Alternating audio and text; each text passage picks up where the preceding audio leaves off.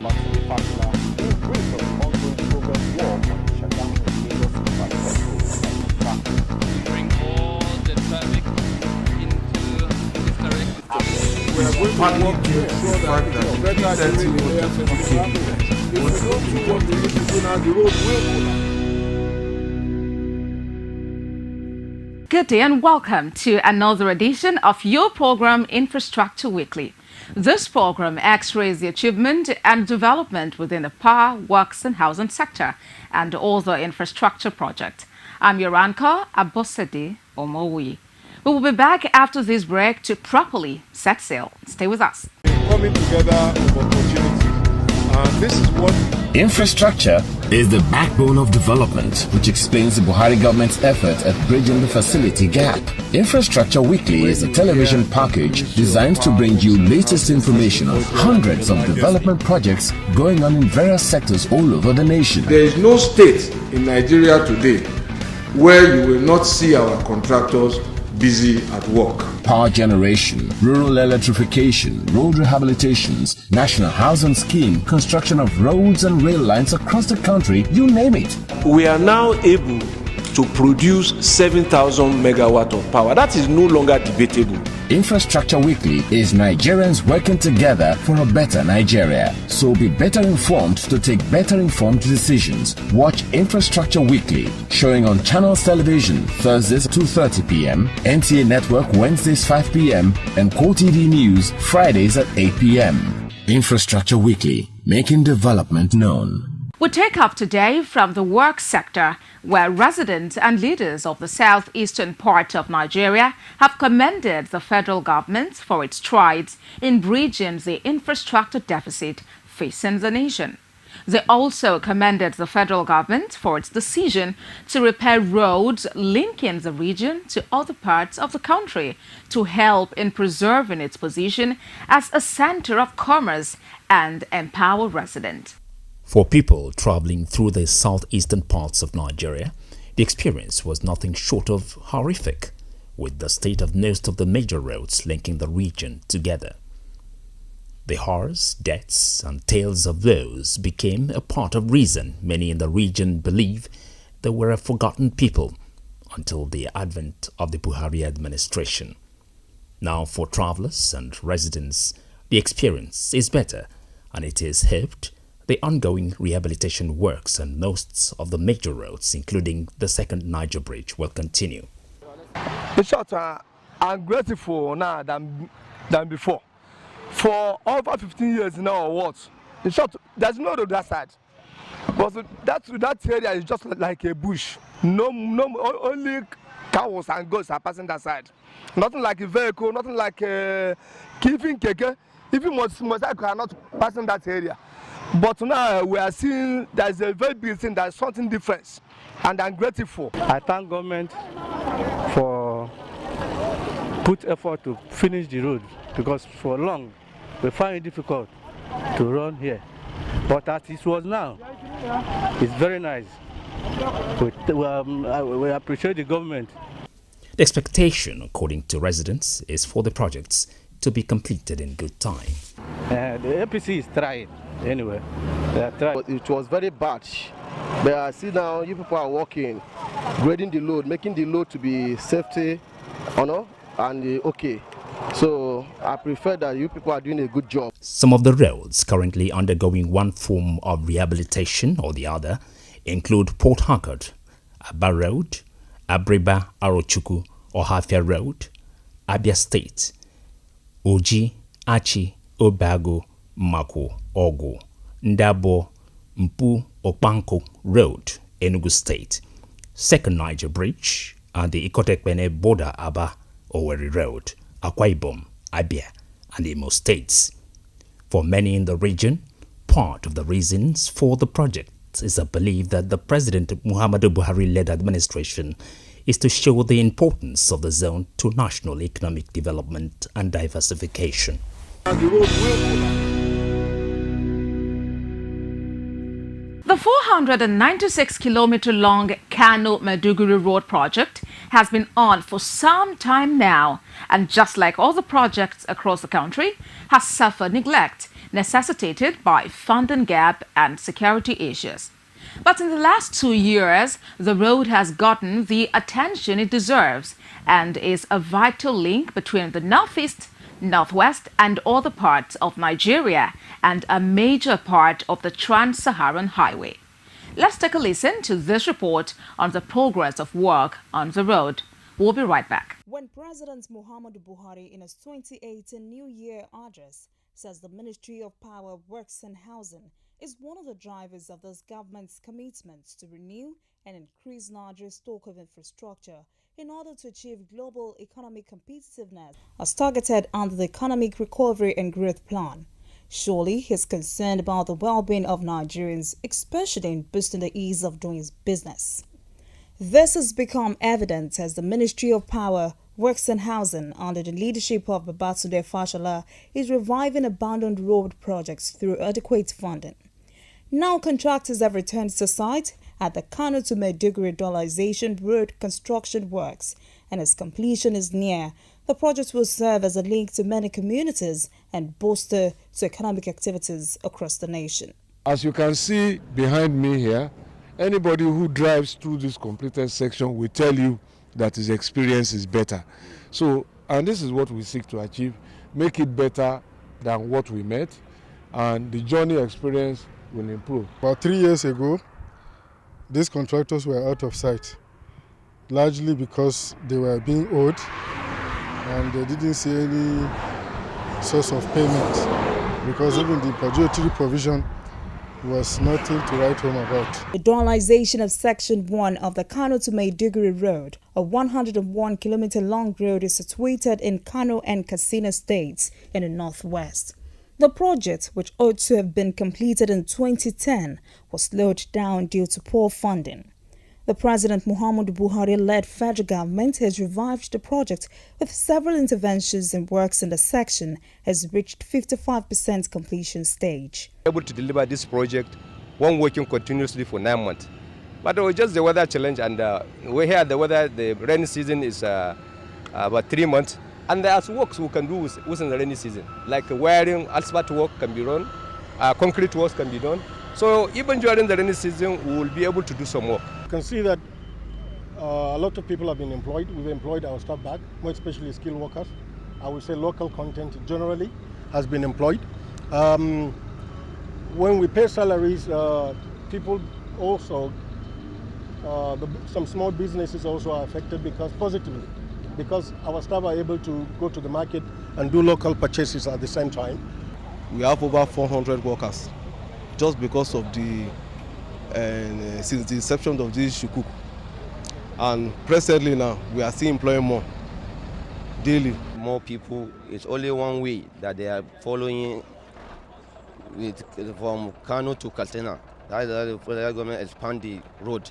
The Section 2 of the Kano to Maiduguri dualization construction is 117.776 kilometers of new road and rehabilitation of existing roads between Shuwarin Azare and Shuwarin Junction Duse. It also consists of dual carriageway from Duse Kwana Huguma in Jigawa State.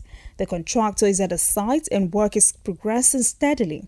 The percentage completion of the project is at 63.10%. Our Sukuk fund has helped the project a lot.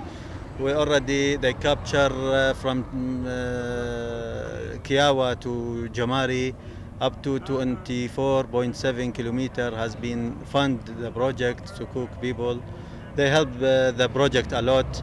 You know, federal government, they release money. It's another thing for you to release money and then you see the quality of the job done. Not that I spend money under maybe 5 years, the road will spoil. So we are here to make sure that the contractor, they do the work according to the specification. The Section 3 of the Kano to Maiduguri dualization construction is a 106.341 kilometers, comprising Azare to Postiskum, and it is a wide dual carriage road consisting of additional new road and rehabilitation of existing ones. The project is at 82.22 completion stage. Up till today, 104 kilometers has been completed, with the assistance of the Ministry of the Government by Sukuk Fund. It helped a lot for fire the project. And as we see, the road is becoming very motorable and is very good quality, and it started from 2006. This year we have achieved a lot of progress. The dualization of Kano to Maiduguri Road Section 4 is in 5 sections with a contract sum of 51.9 billion naira. The location of the project is Potiskum to Damaturu, about 102.075 kilometer road with bypass and Potiskum roundabout junction, linking several communities to Damaturu bypass roundabout. The federal government is also undertaking the full construction of existing roads. This administration has taken this project to the next level. So I think this administration, the effort of this administration should be commended. We only hope and solicit that the tempo be maintained. That's 4 billion funding support. We already completed it, and thank you for the government support. This road is linking from here to Maiduguri down to Chad, whereby many kinds of foodstuffs have been brought down to our cities. So this road has helped greatly and immensely for the growth of this area. The dualization of Kano to Maiduguri Section V covers the Maturi to Maiduguri in Yobe and Borno State, about 145.109 kilometers dual carriageway, passing through farmlands and some structures within the road alignment. This particular section has a contract sum of 67.7 billion naira, reaching a completion stage of 44.15%. The highlight of progress is a piling and bridge deck completion as roadworks marks progress. Though the insecurity that pervades the northeast heavily affected the project, security situation has improved on board of the Buhari government with a change in mantra, and the people are now breathing a sigh of relief as part of the dividends of democracy. 2 aspects of the job on this dualization. One is the construction of additional road. The other one is the rehabilitation of existing road. We have been working since late last year, and we're looking since last year, and the fundings for our project has improved seriously with the advent of Sukuk. We don't have major challenges now. The only challenge we have on the site now is just security, where the security too has improved seriously, because initially we cannot be able to come to this section of the road and walk. Now that they have brought this company, everything is now normal. Market is moving fine. Now everyone sleep and wake up in good health. First of all, let me appreciate to His Excellency, the President of Nigeria, Baba Buhari. We are very appreciate what he is doing. The federal government is ambitious towards advancing road projects funding and completion, as well as major highways construction under the 100 billion naira Sukuk facility across the country to increase economic activities, maintain good security, and reduce unemployment rates for Nigerians. In fact, I'm highly satisfied. You have already witnessed the 4 sections that are benefiting from the Sukuk funding. That is sections 2, 3, 4 and 5 along Kano Maiduguri Road. And you have seen for yourself that all the contractors are working in top speed. And they themselves have confessed that the Sukuk funding is one of those things that has energized them. The President Muhammadu Buhari-led federal government's introduction of the Sukuk funding has made it possible for work to be seriously ongoing at various sections, and projects will be of great importance to the development of the country. For inquiries, comments and feedback, you can tweet to us at infra_weekly at twitter.com and get in touch on Facebook on facebook.com/infrastructure weekly. We will be back after this time out to take you through development in the power sector. Stay tuned.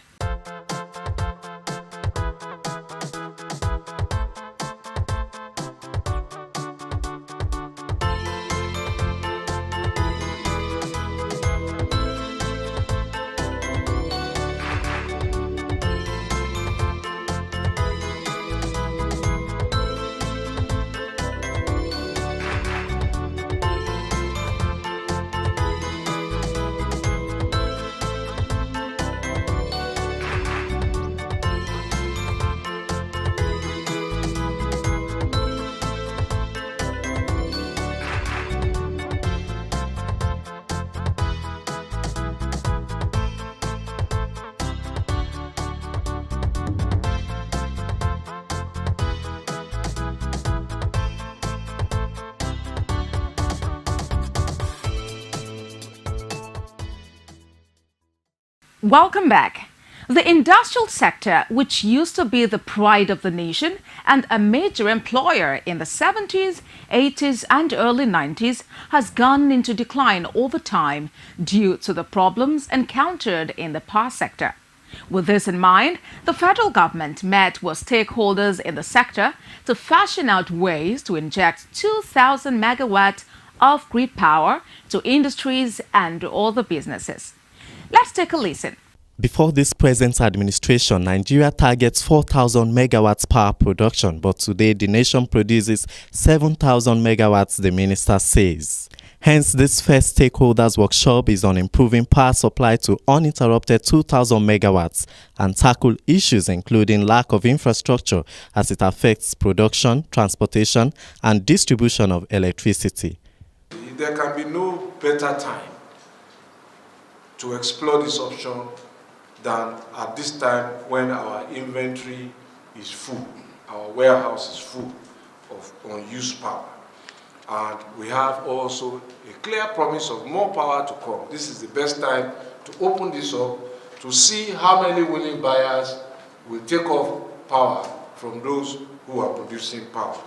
The aim of this workshop is to provide an avenue for the implementation of this new policy and ensure power synergy between stakeholders including consumers and manufacturers. This is a very important meeting for us, and again, as big or as small as you may see us, I think this is a very defining opportunity to make a very strong statement about our commitment to the economic recovery and growth plan that the President launched, about our commitment to diversify Nigeria's economy once and for all, and about our commitment to do Made in Nigeria.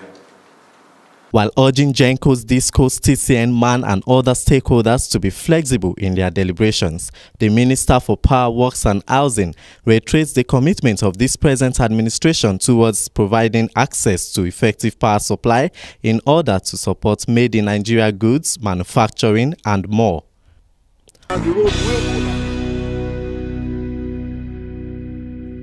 If you were just joining us, the program is Infrastructure Weekly, where we look at development within the power, works and housing sector and the strides of the Buhari administration in bridging the nation's infrastructure deficit.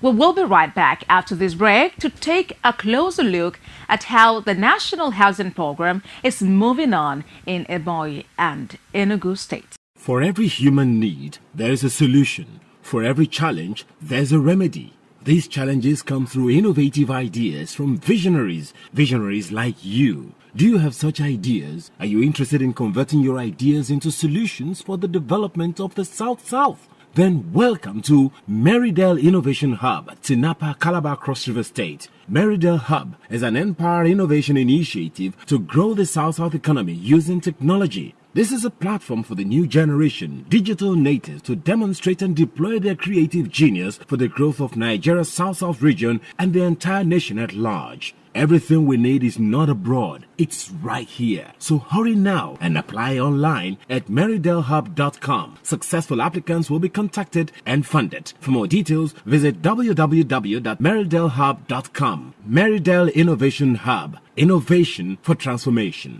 Thanks for staying tuned.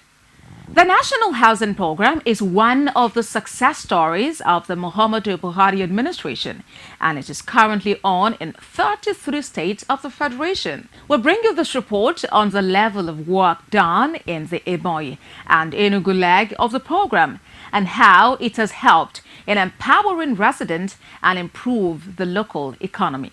The National Housing Program is one of the laudable projects of the President Muhammadu Buhari's led federal government to provide decent, affordable and functional housing units and accommodation to Nigerians, especially those in Ebonyi states. The site at Ezangbo in Ebonyi comprises of 12 blocks of 2-bedroom semi-detached bungalows with 24 units, 8 blocks of 3-bedroom semi-detached bungalows with 16 units, 3 blocks of 1-bedroom semi-detached bungalows with 6 units, and 1 block of condominium comprising of 24 units of various capacities. The project is a laudable, one of the best projects the federal government of these days are doing in order to visit the deficit in housing. And you can see that we have different types of building meant for different type of category of people. So they are meant for the low income and also for the rich. Everybody to be embedded into the same estate. Over 1,000 people are employed in this site. And the good things there is that we make sure the indigenous people of this society are employed. They are the one doing the iron bending, all sort of the work, apart from the professional work that is being supervised by the ministry. There are about 12 contractors working on these buildings and various relevant professionals in the building industry. Architects, engineers, iron benders, carpenters and more are assisting them. Federal government for believing on us, the indigenous contractors. Before now they have been engaging international or may I say foreign contractors to do this kind of work when contractors here in Nigeria can do more than. This is just taking us about 8 months to do this, and I believe that if federal government goes more to give indigenous contractors this kind of job, will do more better than foreign contractors. This present administration is promoting local content as over 95% of the workforce at the site are indigenous of the community. Indigenous traders are supplying building materials, including iron rods, blocks, cement, gravel, shop sand, and laterite. Some of our boys here are very happy. We are enjoying with the program, the project I mean to say. We even need federal government to do more for us so that our people, our boys, have work to do. Over 1,000 persons are beneficiaries of some of these activities at the site, especially truck drivers, Okada riders, artisans and food vendors. They express gratitude to the President Muhammadu Buhari government for giving them the opportunity to earn a living. The work has helped me to meet up with my academic needs, number one. It has helped me also to engage in businesses that is making me to be self-reliant. I want to say thank you to the federal government. I want to say they should continue with this great work, because apart from the white-collar job which many of the youth or many of us the youth wants to get, the federal government is helping us to get something meaningful outside the white-collar job. Like most of us are not having white-collar job. I think this is a very good privilege that we are achieving. This is also the same in the National Housing site in Ugbogonike, Enugu State, where the federal government is constructing 4 units of 3 and 1-bedroom semi-detached bungalows and a 3-story condominium of 24 units consisting of a total of 72 units. As a team leader, contractors and suppliers speak about the impact of the ongoing housing project in Enugu. One of the artisans say getting opportunity to work as a laborer on this project is a source of funding that has enabled him to continue schooling. In place for this place to be, a comfortable housing estate. We have the infrastructure contracts. They've been awarded, and they've actually some have started. You can see we have the electrical contractors have started. So you can see look around and see they have actually set up the pools and all that, and the water has already started. They've put some tanks in place. The Ministry of Power, Works and Housing is ensuring more job creation through the federal government's construction of houses meant to provide affordable accommodation for Nigerians across the country under its National Housing Program. Welcome back. That's it on today's edition of the program. Join us again next week for another interesting package. But before then, let's continue the conversation on Twitter at infra_weekly, at twitter.com, and on Facebook /Infrastructure Weekly at facebook.com. And lastly, pay your tax to continue to support the infrastructure agenda of the Buhari administration for sustainable national development. My name is Abosade Omowi. Bye for now.